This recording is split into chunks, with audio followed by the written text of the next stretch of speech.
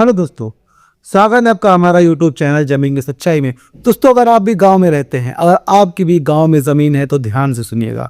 गांव की ज़मीन अब शहरों से ज़्यादा कहीं खतरनाक हो चुकी है कई मामलों में, क्योंकि 2026 किसी को चैन से बैठने नहीं देगा। गांव की ज़मीन में अगर कोई की रहता है वो भी सुरक्षित नहीं रहेगा।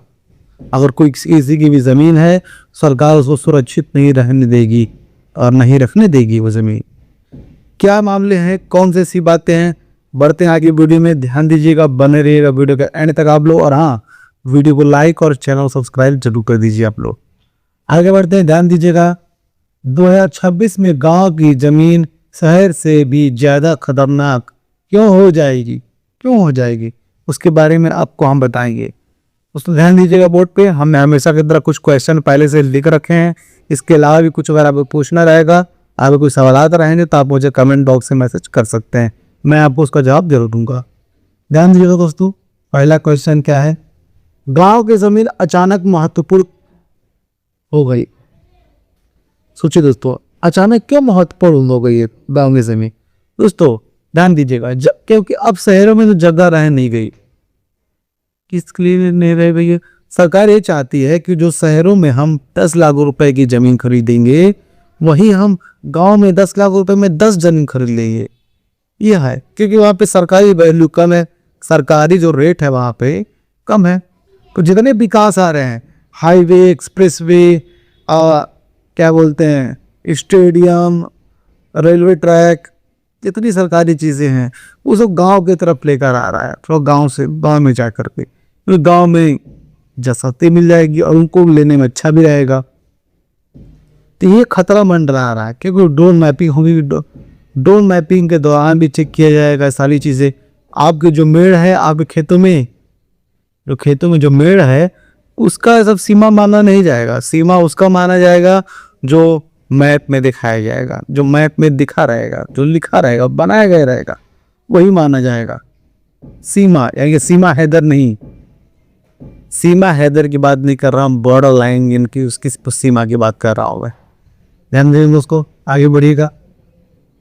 और हाँ, आपने सीमा के बारे में क्या समझा मुझे कमेंट बॉक्स में मैसेज जरूर कीजिएगा।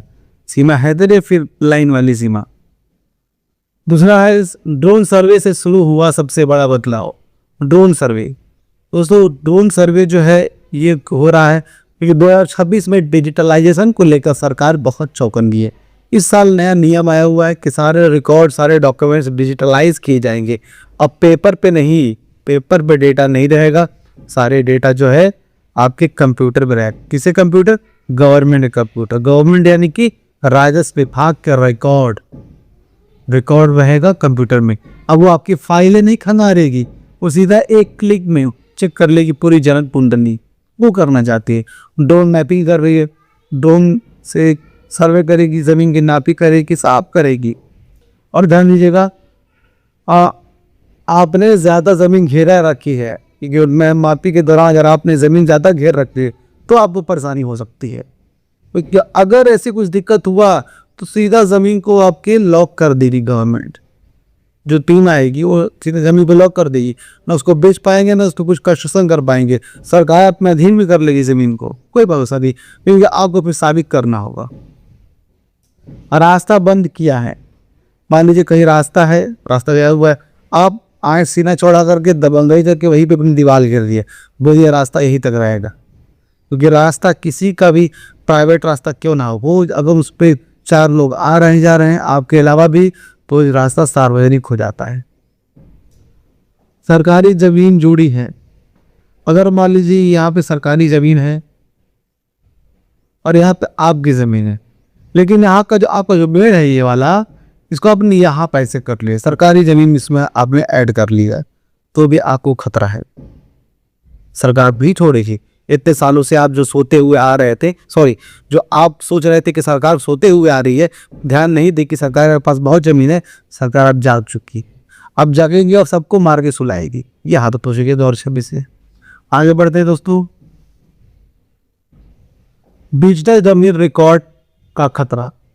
डिजिटल जमीन का रिकॉर्ड दोस्तों, अब जो है क्या होगा, ड्रोन सर्वे होगा, टीम आएगी, सर्वे करेगी हर घर जा करके, सभी घरों के दरवाजे खटखटाएगी और सबके रिकॉर्ड चेक करेगी, ज़मीन की, ज़मीन की प्रॉपर्टी की, जो भी आपकी प्रॉपर्टी है, घर के ग्रुप में हो या फिर ज़मीन के ग्रुप में हो या फिर खेती के ग्रुप में हो, सबके रिकॉर्ड निकलवाएगी।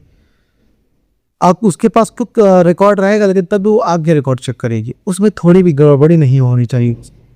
याद रखिए, ध्यान दीजिए, कौन गड़बड़ी नहीं होनी चाहिए।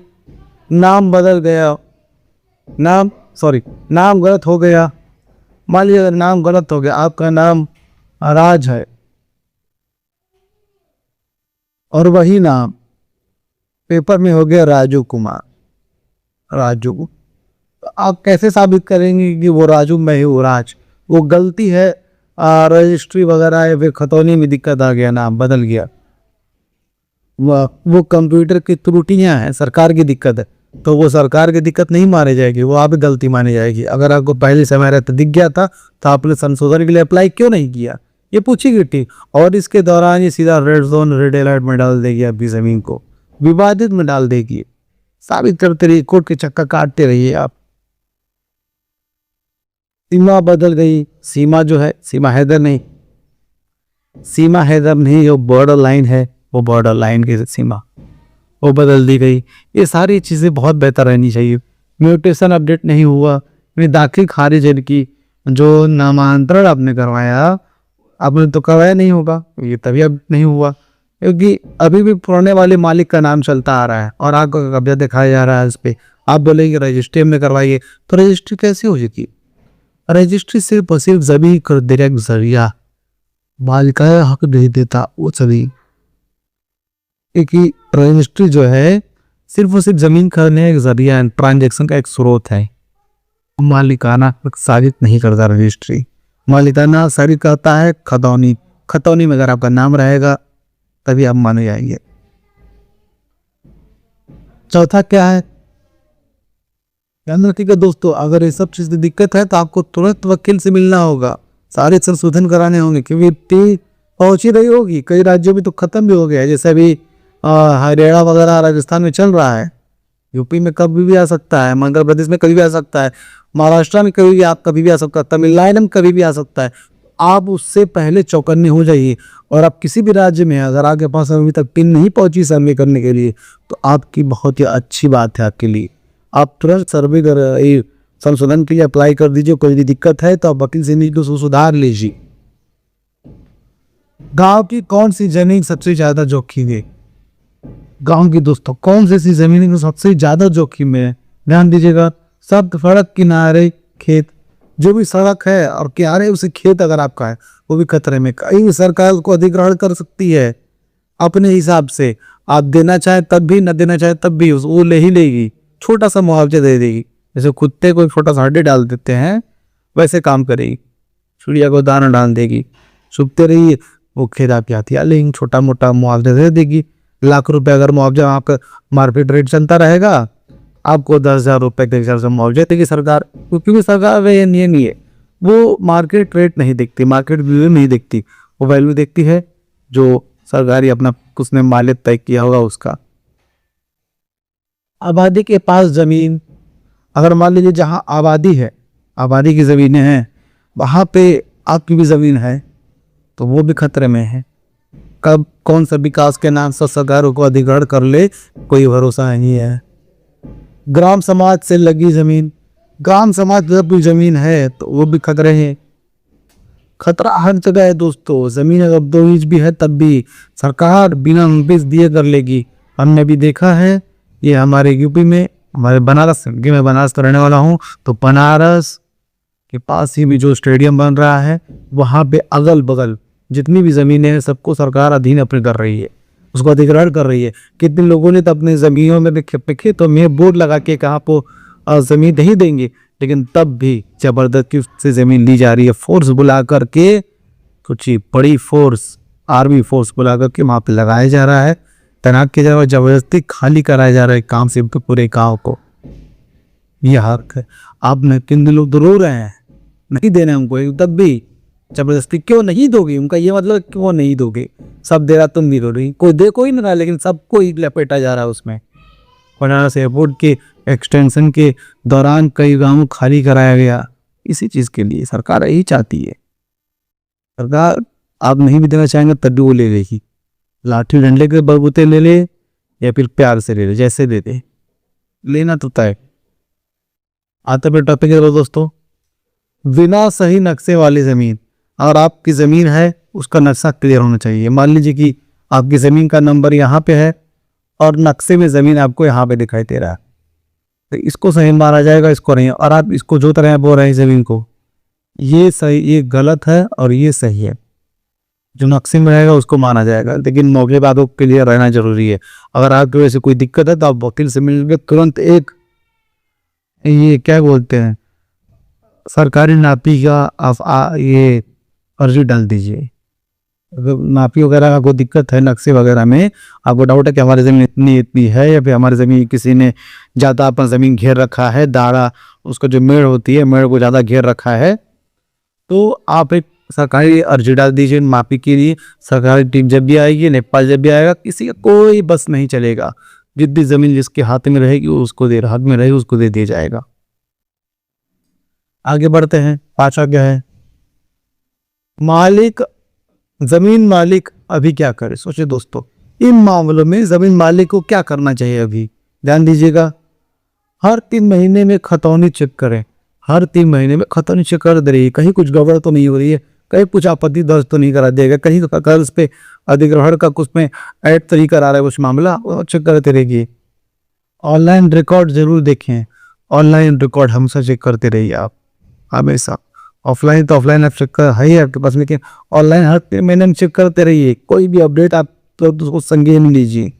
कोई भी नोटिस अगर आता है सरकार के अधीन कि आपकी ज़मीन को अधिग्रहण किया जाएगा, ऐसा कुछ भी आता है कुछ भी तरह से, तो आप उसको हल्के में मत लीजिए।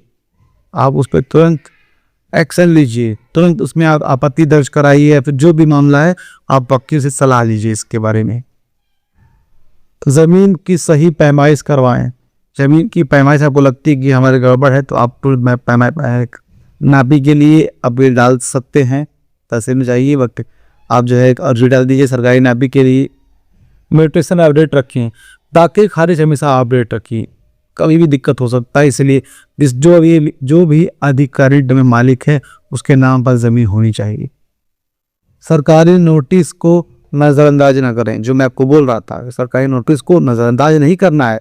आज पर तुरंत संगीन लीजिए, तुरंत आप टेंशन में आ जाइए, आप तुरंत एक सीरियस माहौल में आ जाइए। सोचिए ये नोटिस क्यों आया हुआ है, क्यों मांग रहा है, हमको नहीं देना, ऐसा कुछ भी है तो आप तुरंत एक्शन लीजिए उस पर। आराम से हल्के मत बैठिए कि अरे सबको आया हुआ है, जो होगा सबको देखा जाएगा, अकेला हमारा वही कुछ आया हुआ है।